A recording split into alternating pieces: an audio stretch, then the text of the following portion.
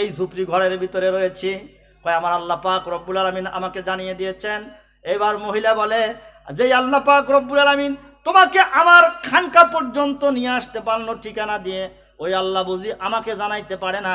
তুমি আসার আগেই মহান আল্লাহ পাক রব্বুল আলামিন আমাকে জানিয়ে দিয়েছেন খাজা আব্দুল ওয়াহেদ কিন্তু তোমার খানকার দরজায় হাজির। আল্লাহ পাক আমাকেও জানিয়ে দিয়েছেন। অতএব তুমি যার কাছ থেকে জেনেছো আমিও তার কাছ থেকেই জেনেছি, আজকে তোমার সাথে কথা নাই, চলে যাও। খাজা সাহেব বললেন যে ঠিক আছে, তুমি আমার সাথে আজকে সাক্ষাৎ না করলে তাতে আমার কোনো দুঃখ নাই, কিন্তু একটা কথা তোমাকে জিজ্ঞাসা করতে চাই। কি কথা? জঙ্গলের ভিতরে তুমি বকরি ছেড়ে দিয়েছো, বকরির গলায় কোন তাবিজ দিয়েছো যার কারণে বকরিকে বাগে ধরে না? কোন মন্ত্র পড়ে বকরিগুলোকে জঙ্গলে ছাড়লে ওই মন্ত্রটা তাবিজটা আমাকে একটু শিখিয়ে দাও। সুবহানাল্লাহ জোরে আওয়াজ দিয়ে বলেন। আমার ভাইরা, মহিলা ভিতর থেকে উত্তর দিয়ে বলল আমি কোনো মন্ত্র ব্যবহার করি নাই, কোনো তাবিজ বকরির গলায় দেই নাই। তবে ও খাজা সাহেব, বকরি এবং বাঘ তুমি এবং আমার যিনি মালিক ওই মহা মালিকের সাথে আমার একটা বিষয়ে কন্টাক্ট হয়ে গেছে, তার সাথে আমি একটা বিষয় ডিল করে ফেলেছি। তিনি বলে দিয়েছেন যে তুই করবি আমার কাজ আর আমি করব তোর কাজ। এই জন্য আমি ঘরের দরজা বন্ধ করে তার কাজ করি। আমার বকরিগুলোকে বাঘ দিয়া পাহারাদারের ব্যবস্থা মহান আল্লাহ করে দিয়েছে। নারী এত বড় আল্লাহর ওলি হয়ে গেলেন, হতে পারে, এজন্য নারীর শিক্ষার কোনো বিকল্প নাই।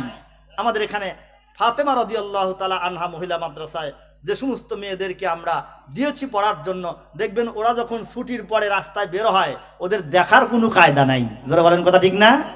আর এই বোরকা আর এদের এই পর্দা দেখে আমাদের দেশের কিছু শিক্ষিত মানুষ ওরা নাক ছিটকায়। যারা বলেন কথা ঠিক না? এত ছোট্ট মেয়ের বোরকা পরার কি দরকার আছে? এই যে গরমের দিন বোরকা পরলে তো দম বন্ধ হয়ে মারা যাবে, এমন কিছু মায়া কান্না আমাদের দেশের কিছু মানুষের আছে না? আবার কেউ বলে থাকে যে পর্দা প্রগতির পথে বাধা, এমন করে যদি রাস্তায় বের হয় এটা প্রগতিশীল নারী, তো এরকম করে পর্দা করবে না, এই পুরা ঢাকা এটা জরুরি না, এটা দেশের উন্নতি অগ্রগতির পথে বাধা, নারীদেরকে চার দেয়ালের মধ্যে আটকিয়ে রাখতে চায় মৌলবীরা। নাউজুবিল্লাহ জোরে আওয়াজ দিয়ে বলেন। আমি আপনাদের একটু জিজ্ঞাসা করি, বলুন পর্দা করলে নারীর স্বাধীনতা বাড়ে না কমে? আপনি কি মনে করেন?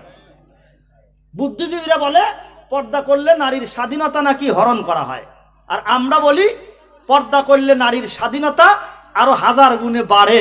আলহামদুলিল্লাহ বলেন। কিভাবে বাড়ে? আমি একটা এক্সাম্পল উদাহরণ দিলে আপনারা আরো ক্লিয়ার হবেন। আপনাদের পলাশতলা থেকে একটা মেয়ে, আমাদের এই ফাতেমা রাদিয়াল্লাহু তাআলা আনহা মহিলা মাদ্রাসার ছাত্রী, সে বোরকা পরিধান করে কালো চশমা একটা চোখে দিয়ে হাত পায়ে মোজা ব্যবহার করে এখান থেকে ধানগড়া পর্যন্ত হেঁটে হেঁটে যাচ্ছে। এখন ধানগড়া যাইতে রাস্তায় অনেক পুরুষ মানুষ, বিভিন্ন ধরনের লোকজনই চলাফেরা করে। জোরে বলেন কথা ঠিক না? এই মেয়েটা ধানগড়া পর্যন্ত হেঁটে যেতে 200 পুরুষ মানুষকে সে দেখে ফেলেছে রাস্তায়। আমি আপনাদের একটু মাসআলা জিজ্ঞাসা করব, এই মেয়েটা যে রাস্তায় অনেক পুরুষ লোককে দেখলো, এই দেখাটা তার জন্য জায়েজ না না জায়েজ? হ্যাঁ, ওই যে কেউ কয় না জায়েজ, কেউ কয় জায়েজ। আমি এখন কোন দিকে যাবো? তাহলে আপনারা বলবেন যে হুজুর আপনি মুফতি সাহেব মানুষ, আপনি ফতোয়াটা দেন, তাহলে ভালো হয়, তাই না? এটাও একটা আদব। আল্লাহ রাসূল সাহাবায়ে কেরামদেরকে জিজ্ঞাসা করলে সাহাবায়ে কেরাম বলতেন যে আল্লাহু ওয়া রাসূলুহু আলামু, আল্লাহ এবং আল্লাহর রাসূলই ভালো জানে, হুজুর আপনিই বলেন। আমি বলি এখানে ওই যে আমার ভাইজান যে বলেছে জায়েজ, এটাই ঠিক। কারণ আল্লাহ পাক রব্বুল আলামিন চক্ষু নিচু করে চলার কথা বলেছেন, চোখ বন্ধ করে চলার কথা কোথাও নাই। তোরে বলেন কথা ঠিক না? চোখ বন্ধ করে চলতে হবে, কোন কোরআন হাদিসে পর্যন্ত আপনারা কেউ পেয়েছেন, শুনেছেন? না, এতটুকু শুনেছেন যে চোখ নিচু করে চলবে। এখন চোখ নিচু করে চলার সময়ও তো সাইটে 2-1 নজরে পড়ে। ধরে বলেন কথা ঠিক না? ইসলামী শরীয়ত বলে এই মেয়েটা পলাশতলা থেকে ধানগড়া পর্যন্ত হেঁটে যেতে আরো 200 পুরুষকে দেখেছে, এই দেখাটা তার জন্য জায়েজ। কিন্তু আপনারা এইবার একটু বলুন তো, এই যে রাস্তায় হাজার হাজার মানুষ চলাফেরা করলো, মেয়েটা তার ভিতর দিয়েই কাসকুস করে হেঁটে হেঁটে ধান গড়া পর্যন্ত চলে গেল। আমরা কেউ কি তাকে দেখলাম? ধরে বলুন, আমরা কেউ কি দেখেছি তাকে? তার চেহারা তো আমরা দেখতে পাই নাই, কারণ তার চোখে রয়েছে কালো চশমা, হাত পায়ে মোজা, কালো বোরকা পরিহিতা। এই জন্য আমরা কেউ দেখলাম না, সে আমাদের সবাইকে দেখলো। এইবার একটু বলুন, এখানে নারীর দৃষ্টির স্বাধীনতা আল্লাহ পাক দান করেছে না পুরুষের চোখ আল্লাহ ফাঁকি দিছে? কথা কয় না, বস কঠিন হইতেছে না। কানের ভিতরে হাত দিয়ে সোনাবানের জারি গাইলে বাঙালি খুব শোনে, আবার রাত 12টার সময় আজান দিলে খুব শোনে এদেশের শ্রোতা। জোরে বলেন কথা ঠিক না? আর ওগুলোর ডিমান্ডও বেশি। রাত 12টার সময় আজান দেয়। সেদিন দেখলাম আমাদের এলাকায় এক প্রোগ্রাম হইতেছে, 80,000 টাকা দামের বক্তা। তো আমি বললাম যে কারো মনে হয় বাচ্চা হয়েছে, এই জন্য আজান দিতেছে। পরে গিয়ে দেখি না, আসলে কারো বাচ্চা হয় নাই, মৌলভী সাহেব আজান দিতেছে, শ্রোতারা আল্লাহু আকবার আল্লাহু আকবার ধ্বনি দিতেছে। ওগুলো ওয়াজ। আজান দিনের মধ্যে 5 বার আপনার মসজিদের মেম্বার থেকে আজান হচ্ছে, মুয়াজ্জিন সাহেব দিচ্ছে, এই আজানে আপনার হয় না। এই আজানে তো হাইয়া আলাস সালাহ বলে, হাইয়া আলাল ফালাহ বলে, কল্যাণের দিকে আসো, নামাজের দিকে আসো। ধরে বলেন কথা ঠিক না? রাত 12টার সময় আপনাকে কোন দিকে যাওয়ার কথা বলে? ওই সময় নামাজ আছে?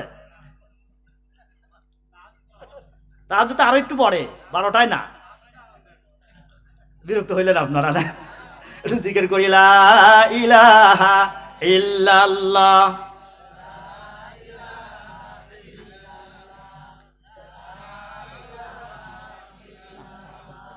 লা ইলাহা ইল্লাল্লাহ। হ্যাঁ, জোরে সোরে আওয়াজ করে, লা।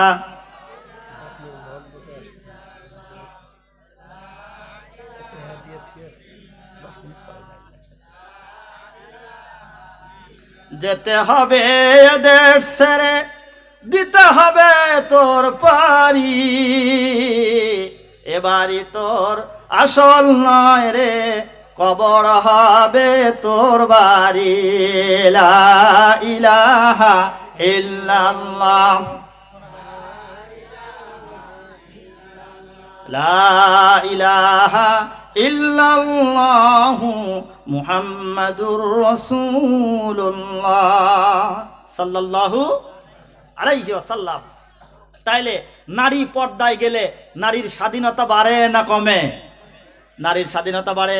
তার দৃষ্টিকে পূর্ণ স্বাধীনতা দান করা হলো, কিন্তু পুরুষের চোখ আল্লাহ পাক এখানে ফাঁকি দিচ্ছেন। ধরে কোন কথা ঠিক না?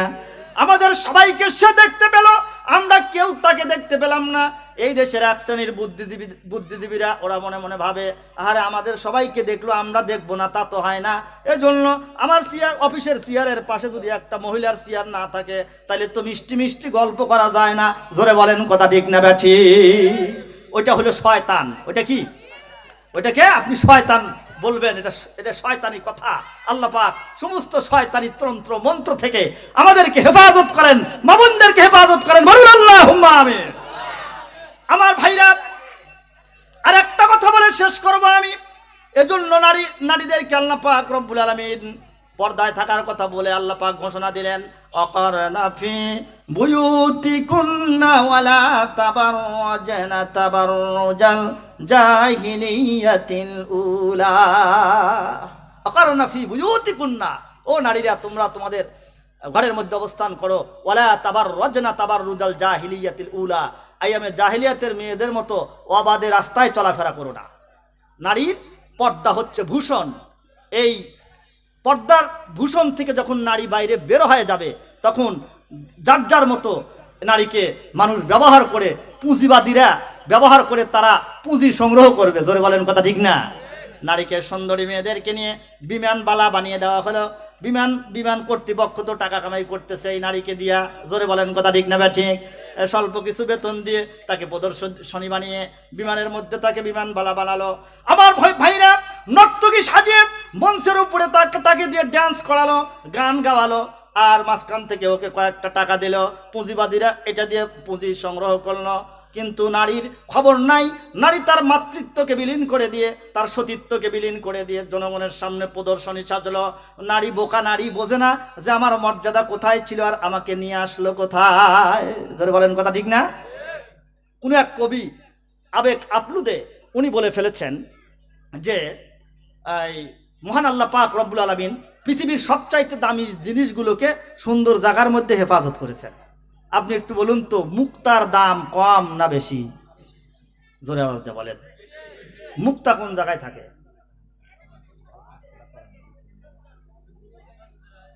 মুক্তাকে আল্লাহ পাক রব্বুল আলামিন জন্ম দিয়েছেন ঝিনুকের ভিতরে। মুক্তার জন্ম কোথায়?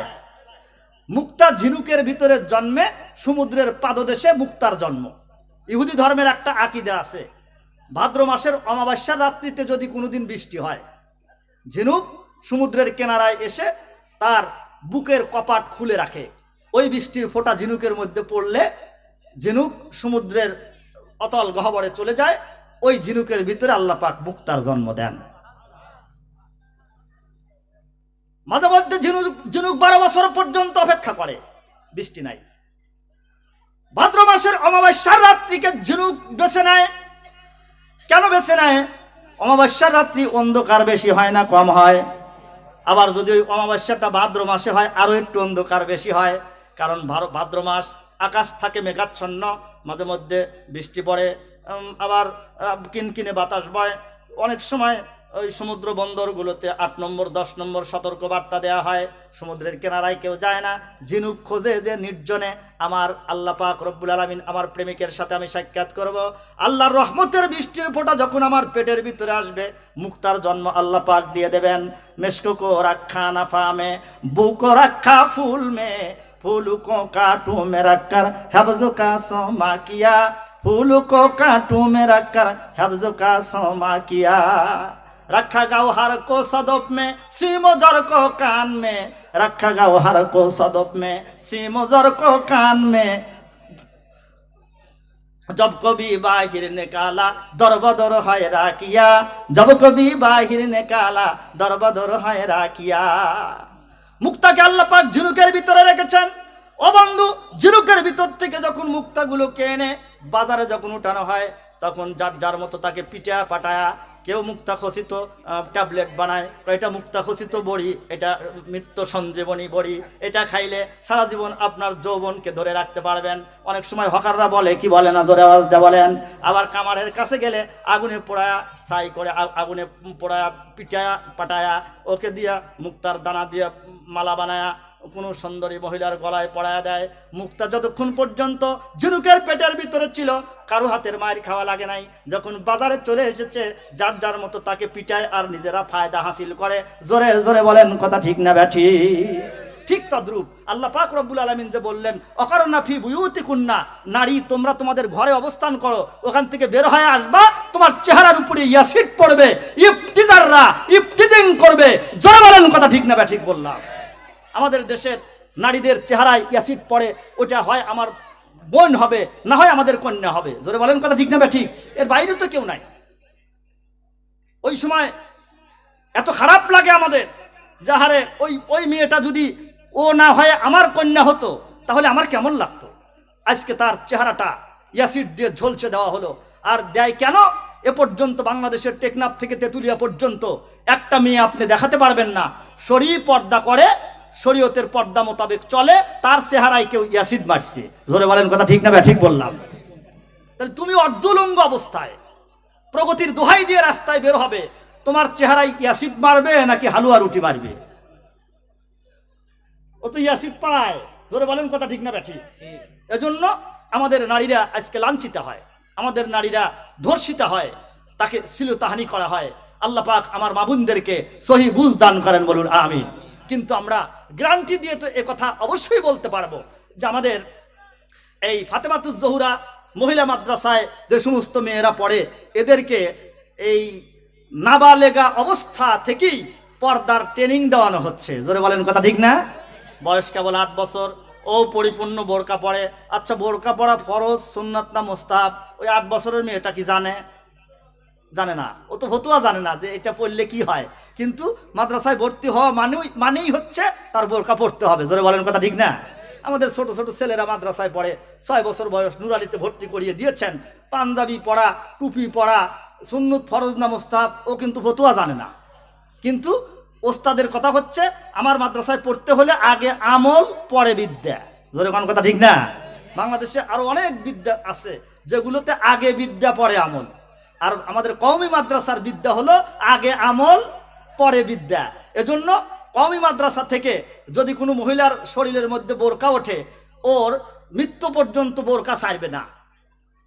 কওমি মাদ্রাসা থেকে কোনো ছাত্রের মাথায় যদি টুপি ওঠে আর গায়ে পাঞ্জাবি ওঠে, তাহলে দাওরে হাদিস পর্যন্ত পড়ে জিন্দেগিতে ও পাঞ্জাবিও ছাড়বে না, টুপিও ছাড়বে না। জোরে বলেন কথা ঠিক না ব্যাঠি? কারণ আমলের ট্রেনিংটা তাকে আগে দেওয়ানো হচ্ছে। এজন্য আমাদের প্রত্যেকটা ঘরে ঘরে এই এমন পর্দানসীন একজন মেয়ে হোক, আয়েশা সিদ্দিকার মতো একটা মেয়ে হোক, মরিয়মের মতো একটা মেয়ে হোক, এটা আমরা চাই না ইনশাআল্লাহ। তো সুন্দর একটা উদ্যোগ নিয়ে আমাদের মৌলানা সাহেব, আমাদের এই মাদ্রাসার বড় হুজুর মৌলানা সাহেব সুন্দর একটা উদ্যোগ নিয়ে আমাদের এখানে একটা মহিলা মাদ্রাসা উপহার দিয়েছে এলাকাবাসীর জন্য। আমি এসে শুনলাম এখানে 100+ ছাত্রী পড়াশোনা করে, আমাদের নুরানি বিভাগও এখানে রয়েছে। এই জন্য 1 নম্বর আপনাদের কাছে আমার একটা দাবি থাকবে, সেটা হলো আমাদের ছেলে মেয়েগুলোকে আমরা নুরানিতে ভর্তি করাবো ইনশাআল্লাহ। আল্লাহ কবুল করেন, বলেন আল্লাহুম্মা আমিন। আমি ওই 2 দিন আগে ঝাপড়া মাদ্রাসায় এসেও এই কথাটা বলছিলাম, কেন আপনি নুরানিতে ভর্তি করাবেন? শীতের দিন সকালবেলা যদি করা ভাত, ওই বেগুন শুটকির তরকারি, মূলোর তরকারি দিয়ে সকালবেলা খান, রোদে পিঠ দিয়ে করা ভাত ভালোই লাগে। যেরকম কথা ঠিক না? এখন তো করা উঠে গেছে, এখন ওই যে রাইস কুকার নামছে, তো টিপ দিলেই ভাত হয়। এই জন্য করা আর খায় না আমাদের দেশের মানুষ। মুরব্বীরা বলতে পারবেন, দেখেন আজ থেকে 20 বছর আগের কথা আপনার মনে পড়বে আমার এই কথাটা শোনার পরে, খুব মজা লাগে। ওর সাথে যদি আরো একটু বোম্বাই মূলা চাক করে কেটে নেওয়া যায়, মন্দ হয় না। ধরে বলুন কথা ঠিক না? সকালবেলা করা ভাত বোম্বাই মূলা চাক করে কেটে আপনি খাইছেন, সারাদিন দুপুরের টাইমে গরুর গোশত খাইছেন, আবার 10টা বাজতে না বাজতে ওখানে একজন দাওয়াত দিয়েছিল, পোলাও খাইছেন। পোলাও, বিরিয়ানি, কোর্তা, কোরমা যাই খান না কেন, বলুন তো আসরের নামাজের পরে যদি ঢেকুর ওঠে, কিসের গন্ধ?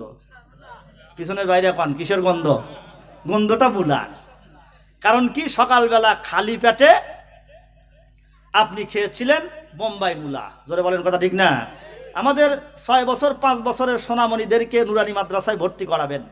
এই যে কচি বাচ্চার সিনার ভিতরে আলিফ বা তা আসার সবক দিয়ে দিল, এই যত বড় বিদ্বান হোক, তার জীবনের শেষ বেলায় একদিন তার